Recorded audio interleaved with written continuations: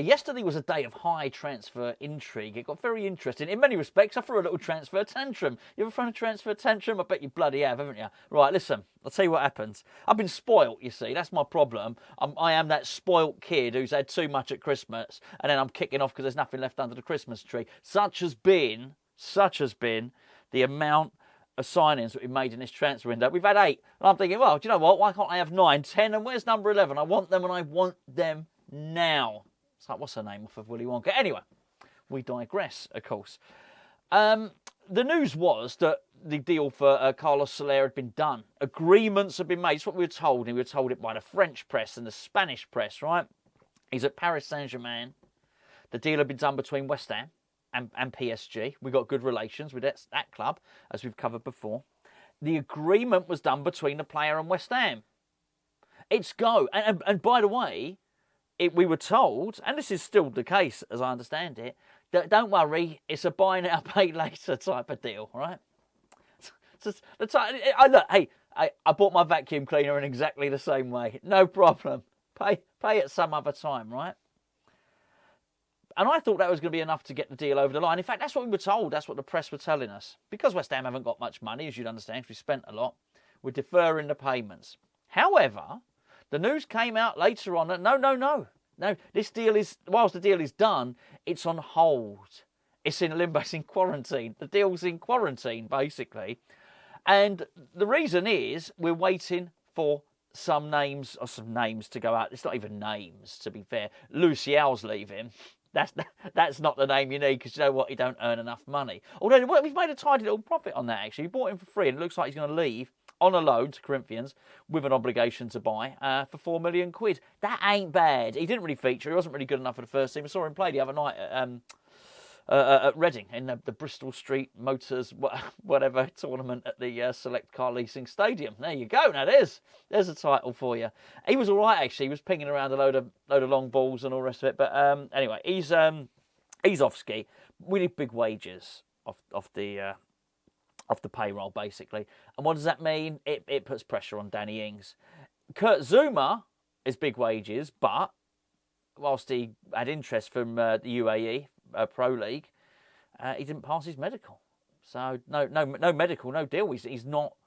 We've not been able to get him off the wage bill. And even if he does manage to leave, we're probably going to have to subsidise quite a large portion of those wages anyway, because, well, but listen, not my words. Don't take my word for it, because a doctor has deemed that he's not fit enough to play regular first-team football. Well, I say not my words, actually. Who am I kidding? They are my words. I said it plenty last season. He's not.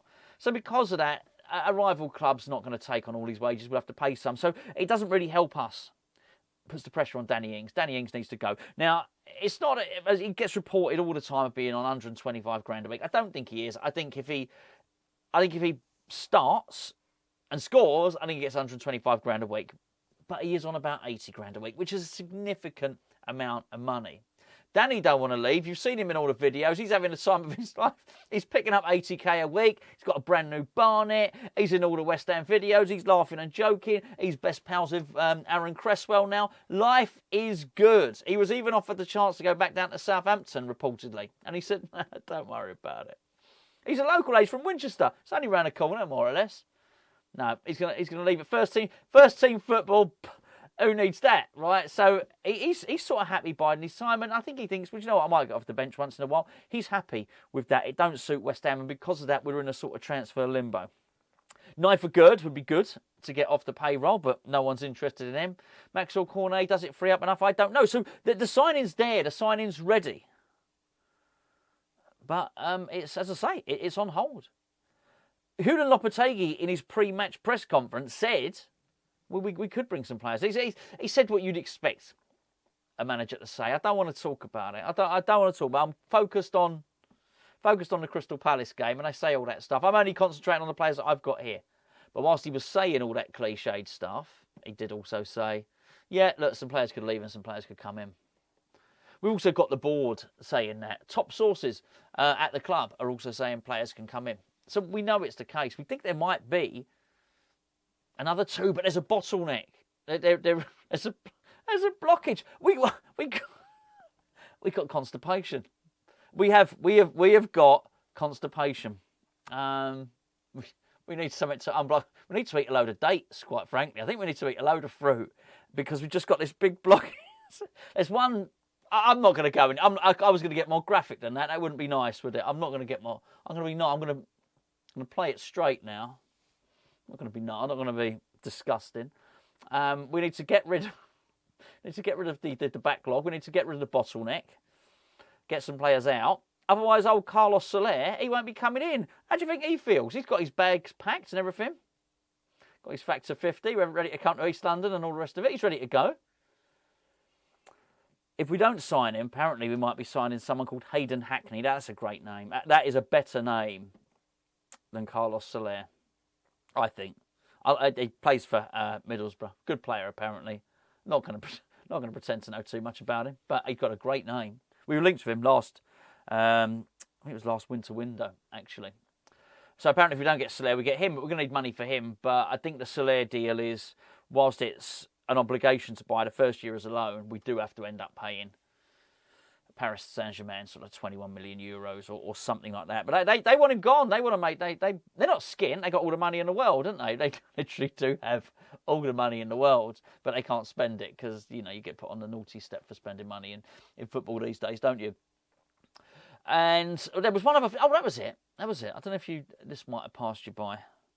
I'm not going to suggest that Edson Alvarez is twerking for a move. Bit of twerking will sort out the constipation. I'm gathering actually. Don't know. Never tried. Never tried it. I'll have a go. But anyway, no. We don't know. He was very, very elusive about it. Lopetegui in his press conference. He performed a little line in Lionel Messi. He twisted and turned and got his way out of it. But the board came out unofficially and said he's not available. Edson Alvarez is not available except for an exceptional amount of money. Doesn't work, does it? This rubber duck, right? This rubber duck, it's my rubber duck. I bought him when I was high on quack, right? This rubber duck is not available unless you give me a tenner. It doesn't work, does it? It's available, it's for sale. Okay, I was going to throw him over my shoulder for effect, for dramatic effect. I'm not. I like him. No squeak. No squeak. He's not got constipation, that.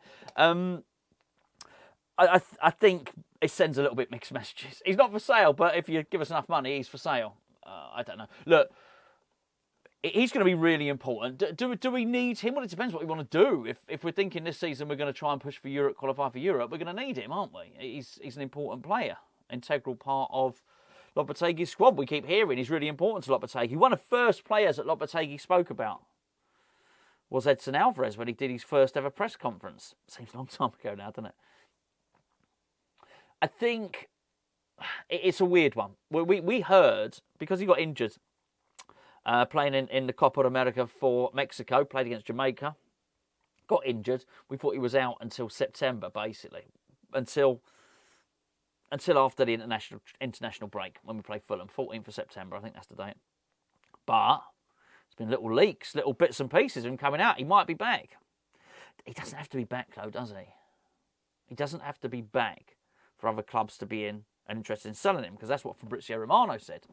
Romano said he's back for the Palace game, and other clubs will be coming in and bidding for him later on in the window. Oh, it all seemed too good to be true, hadn't it? I'll have another transfer tantrum if that happens, if we sell him. But he doesn't have to, does he? It doesn't matter even if he's not played a game or he's only come as a substitute. He just has to not be broken, because that's what it comes down to, right? If Manchester United want him, and I use them because they're the club that are linked to him, and they match our extraordinary valuation or whatever it is we demanded, then it just comes down to that thing. That one thing that Kurt Zouma couldn't manage. If he passes the medical, he's gone.